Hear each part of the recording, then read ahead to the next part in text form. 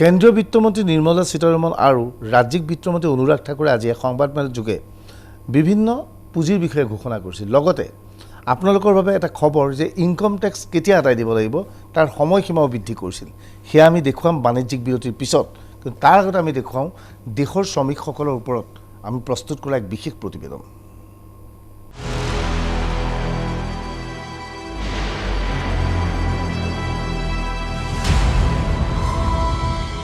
লকডাউনৰ প্ৰকৃত প্ৰতিচ্ছবি যদিহে জানিব বিচাৰে তেনেহ'লে এই দৃশ্য চাওক।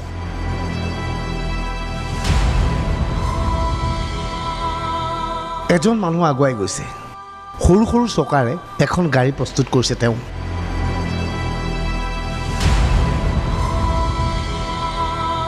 গাড়ীত বহিছে এগৰাকী মহিলা, মহিলাগৰাকী মানুহজনৰ পত্নী।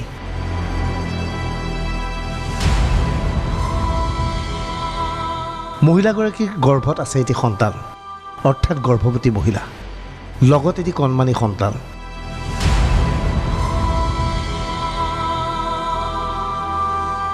আৰু মানুহজনে এই গাড়ীখন টানি টানি ৰাজপথৰে আগুৱাই গৈছে।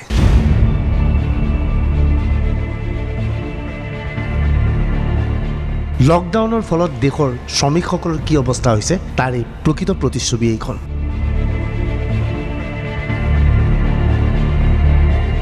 এয়া হায়দৰাবাদৰ ছবি। এইবাৰ প্ৰকৃত কাহিনী শুনিলে আপুনি ভয়ত কঁপি উঠিব।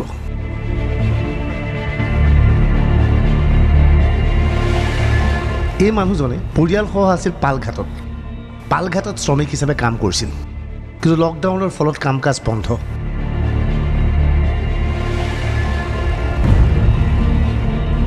ফলত হায়দৰাবাদৰ ঘৰলৈ উভতি আহিব বিচাৰিছিল, কিন্তু সকলো বন্ধ।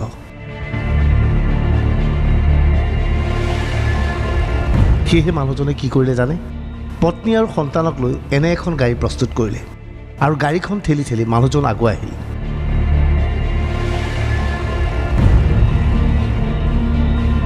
কেইদিন আগুৱাই আহিছে জানেনে?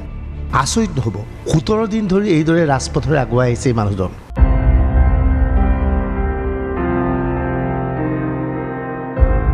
প্ৰায় 800 কিলোমিটাৰ পথ অতিক্ৰম কৰি তেওঁ হায়দৰাবাদ অভিমুখে যাত্ৰা কৰিছে, অথচ পথত কোনেও তেওঁক সহায় কৰিবলৈ আগবাঢ়ি নাহিল।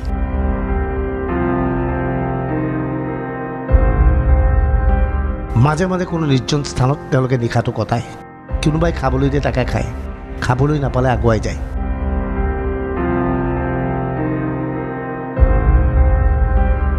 গৰ্ভৱতী পত্নীক লৈ এইদৰে জীৱন সংগ্ৰাম কৰিছে এইজন মানুহে। এয়া হ'ল দেশৰ শ্ৰমিকৰ প্ৰকৃত কাহিনী।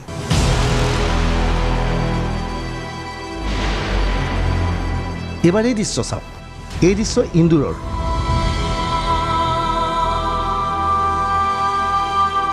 মধ্যপ্ৰদেশৰ ইন্দোৰৰ এই মানুহজনে মোৰ পৰা এনেকৈ আহিছে।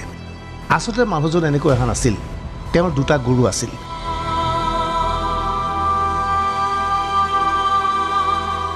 গৰু দুটাৰে গৰু গাড়ী প্ৰস্তুত কৰি পৰিয়ালসহ তেওঁ আগুৱাই আহিছিল, কিন্তু বাটত এটা গৰুৰ মৃত্যু হয়।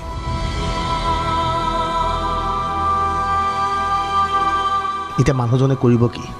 সেয়েহে গৰু গাড়ীখনৰ এটা কান্ধত গৰু, আনটো কান্ধত নিজে দাঙি এইদৰে গাড়ীখন আগুৱাই লৈ গৈছে। মানুহজন কিছুদূৰ গৈ ভাগৰি পৰে। তেতিয়া গৰুৰ পৰিৱৰ্তে গাড়ীখনৰ আনটো কান্ধ উঠাই পত্নীয়ে, এইবাৰ স্বামীক গাড়ীত উঠাই পত্নী আগুৱাই যায়।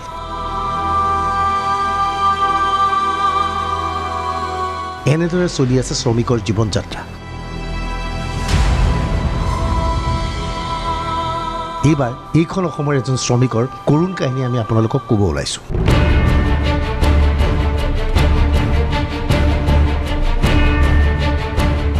ছয় 900508231।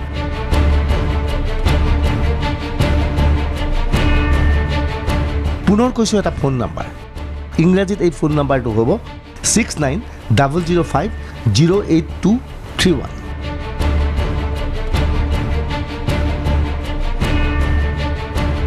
দিল্লীত আবদ্ধ অসমৰ এজন শ্ৰমিকৰ ফোন নাম্বাৰ। দিল্লীৰ পৰা ফোন, কোনো ধৰণৰ সাহায্য পোৱা নাই তেওঁ। চৰকাৰৰ নম্বৰলৈ মিছ কল দিয়াৰ পিছত লিংক প্ৰেৰণ কৰিব বুলি প্ৰতিশ্ৰুতি।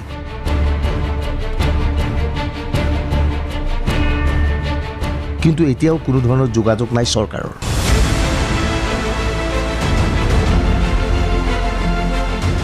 ৰাজ্যৰ স্বাস্থ্য তথা বিত্তমন্ত্ৰী হিমন্ত বিশ্ব শৰ্মাই ৰাজ্যৰ বাহিৰত আবদ্ধ লোকসকলৰ বাবে নিৰ্দিষ্ট ফোন নম্বৰৰ কথা ঘোষণা কৰিছিল। যিসকল লোকে অসমলৈ আহিব নিবিচাৰে সেইসকল লোকে এই ফোন নম্বৰটোত যোগাযোগ কৰিব পাৰে।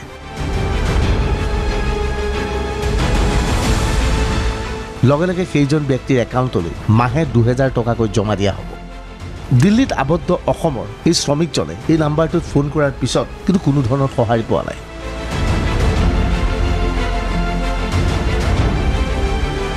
মিছ কল কৰাৰ পিছত তেওঁলৈ বাৰ্তা আহিছিল, তেওঁলৈ এটা লিংক প্ৰেৰণ কৰা হ'ব, কিন্তু আজি পৰ্যন্ত লিংক প্ৰেৰণ কৰা নহ'ল।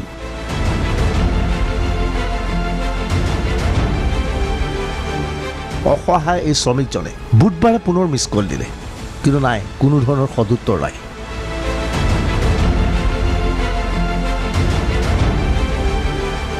অথচ ৰাজ্যৰ বিত্তমন্ত্ৰী হিমন্ত বিশ্ব শৰ্মাই বাৰে বাৰে অনুৰোধ জনাইছে বাহিৰৰ লোকসকল অসমলৈ আহিব নালাগে, তেওঁলোকৰ বেংকৰ একাউণ্টত চৰকাৰে টকা জমা দিব।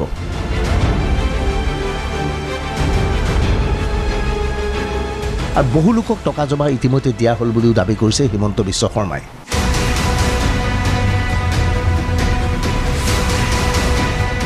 আমি নিৰ্দিষ্ট ব্যক্তিৰ এটা উদাহৰণ দিলোঁ। এইটো উদাহৰণে স্পষ্ট কৰিছে যে ৰাজ্যৰ বাহিৰত আবদ্ধ হৈ থকা শ্ৰমিকসকলে পাবলগীয়া সাহায্য চৰকাৰৰ পৰা পোৱা নাই।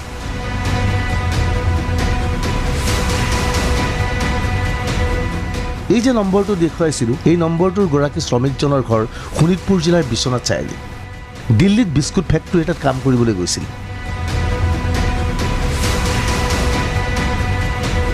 আজিৰ পৰা 15 দিনৰ আগতে তেওঁ শেষবাৰৰ বাবে দৰমহা পাইছিল। এতিয়া ফেক্টৰী বন্ধ, কাম কাজ নাই, খাবলৈ ভাত নাই। ভোকত ককবকাই এই ব্যক্তিজনে এতিয়া ফোন কৰিছে চৰকাৰী সাহায্য বিচাৰি। কিন্তু চৰকাৰ ক'ত? কেৱল এই শ্ৰমিকজনেই নহয়, সমগ্ৰ দেশত এতিয়া শ্ৰমিকসকলৰ মাজত বিদ্ৰোহ হৈছে।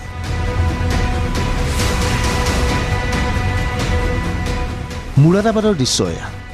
এইদৰে ৰাজপথলৈ ওলাই আহিছে হাজাৰ হাজাৰ শ্ৰমিক। এই শ্ৰমিকসকল বিহাৰৰ মুৰাদাবাদৰ ফেক্টৰীত কাম কৰিবলৈ গৈছিল, কিন্তু ফেক্টৰী বন্ধ হৈ গ'ল। লগে লগে তেওঁলোকৰ খোৱা বোৱাৰ অভাৱ। নিজ নিজ গাঁৱলৈ যাব বিচাৰিছে এওঁলোকে, কিন্তু তেওঁলোকক কোনো সহায় কৰা নাই। ৰাজপথলৈ ওলাই আহি প্ৰতিবাদ কৰিছে শ্ৰমিকসকলে। इस वजह से सब लोग हम बाहर निकले। कितने लोग हो आप? हम लोग यहाँ पे 483 आदमी है सर। क्या करते थे यहाँ पे? सब मकान के काम, कोई रिक्शा चलाने वाला, ऐसे मजदूर आदमी है सर। सब बिहार के हो? सब बिहार के हैं, एक ही जिले, पूर्णिया जिले के हैं इसमें। এইবাৰ গুজৰাটৰ চুৰাটৰ এই দৃশ্য মন কৰক। প্ৰধানমন্ত্ৰী নৰেন্দ্ৰ মোদীৰ চহৰ চুৰাটতো এইদৰে শ্ৰমিকসকলে প্ৰতিবাদ কৰিছে।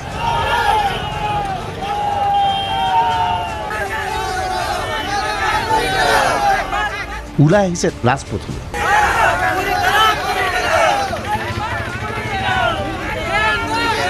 তেওঁলোককো সাহায্য লাগে, নিজ নিজ ঘৰলৈ যাবলৈ বিচাৰিছে তেওঁলোকে।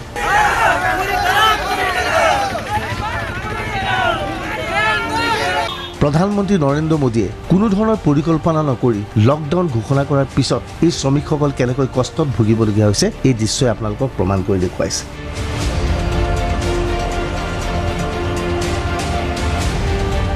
আজি অসমলৈ শ্ৰমিক আহিবলৈ বিচাৰিছে, কিন্তু চৰকাৰে কাৰ্যত তেওঁলোকক বাধা দিছে।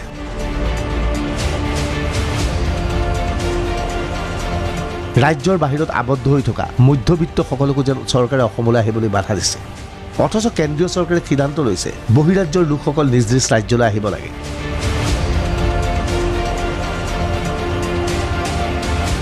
চৰকাৰে এই ক্ষেত্ৰত ব্যৱস্থা কৰিব লাগে। ইয়াৰ বিপৰীতে ৰাজ্যৰ স্বাস্থ্য আৰু বিত্তমন্ত্ৰী হিমন্ত বিশ্ব শৰ্মাই কোৱাৰেণ্টাইন কেন্দ্ৰৰ ভয়াৱহতাৰ কথাই সংবাদমেলত ব্যাখ্যা কৰিছে। ক'ত কোৱাৰেণ্টাইন কৰিম? স্কুল, কলেজ এইবিলাকত লেট্ৰিন বাথৰুমৰ অৱস্থা, কাৰণ সেইবিলাকতো বাথৰুম হিচাপত বনোৱা নাই, অকল দিনৰ সময়ত ল'ৰা ছোৱালীৰ প্ৰয়োজন হ'লে নেচাৰ কল এড্ৰেছ কৰিবৰ কাৰণে বনোৱা বা দিনত ব্যৱহাৰ কৰিবৰ কাৰণে বনোৱা। ৰাতি থাকি ঘৰৰ এটা হোষ্টেল ধৰণৰ থকাৰ ব্যৱস্থা বিশেষকৈ বহু জিলাত এনেকুৱা ধৰণৰ ব্যৱস্থা নাই। খোৱা কেনেকুৱা হ'ব, লেট্ৰিন বাথৰুমত আটাইতকৈ ডাঙৰ সমস্যাটো হ'ল লেট্ৰিন বাথৰুম থকাৰ পিছতো ক্লিনিং ষ্টাফে ক্লিন নকৰে। খুব দিগদাৰ পায় আমাৰ ক্লিনাৰসকল যাবৰ কাৰণে। গতিকে those will be realities of the life. এই সমগ্ৰ পৰিস্থিতিক লৈ সমগ্ৰ দেশত এক উত্তপ্ত পৰিৱেশৰ সৃষ্টি হৈছে। এক কথাত ক'বলৈ গ'লে এই পৰিৱেশ অব্যাহত থাকিলে দেশজুৰি শ্ৰমিক বিদ্ৰোহ হৈ যাব পাৰে।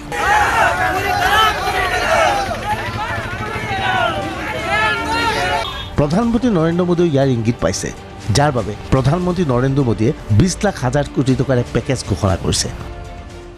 20 लाख करोड़ रुपए का एक पैकेज 2020 में देश की विकास यात्रा को 20 लाख 2020 में आत्मनिर्भर भारत अभियान को एक नई गति देगा। কিন্তু প্ৰধানমন্ত্ৰী মোদীৰ এই পেকেজৰ ধন এই শ্ৰমিকসকলৰ হাতলৈ যাবনে? আমি যিদৰে কৈছোঁ, দিল্লীত বাহৰ প্ৰতি থকা অসমৰ শ্ৰমিকজনৰ হাতলৈ ৰাজ্য চৰকাৰৰ ধন যোৱা নাই। তেনে অৱস্থাত প্ৰধানমন্ত্ৰী মোদীয়ে শ্ৰমিকসকললৈ ধন দিলেও প্ৰকৃত স্থানত এই ধন গৈ পৰিবনে? भारतीय जनता पार्टी जनता को टोपी पहनाने में और दिन में तारे दिखाने में माहिर है।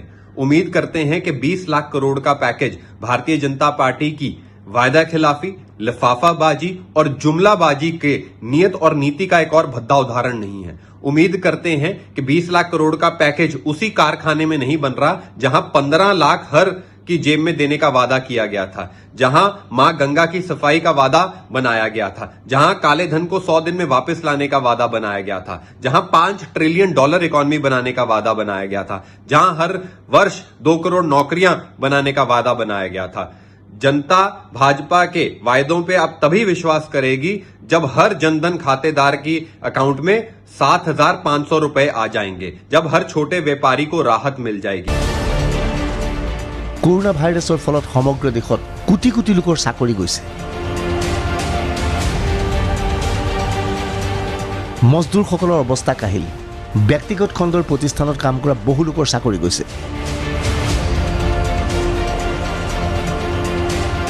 কিন্তু তেওঁলোকৰ হৈ কোনো মাত মতা নাই। এই অসহায় লোকসকলে হয়তো কেতিয়াবা বিদ্ৰোহ ঘোষণা কৰিব। ইয়াত আচৰিত হ'বলগীয়া একো নাই।